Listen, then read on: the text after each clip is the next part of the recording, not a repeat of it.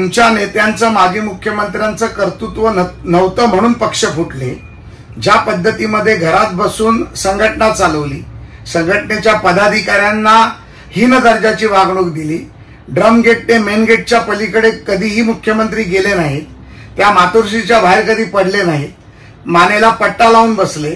मला कोणाच्याही आजारावरती व्यंग बोलायचं नाही, परंतु ते नाटक होतंय आता सिद्ध होतंय।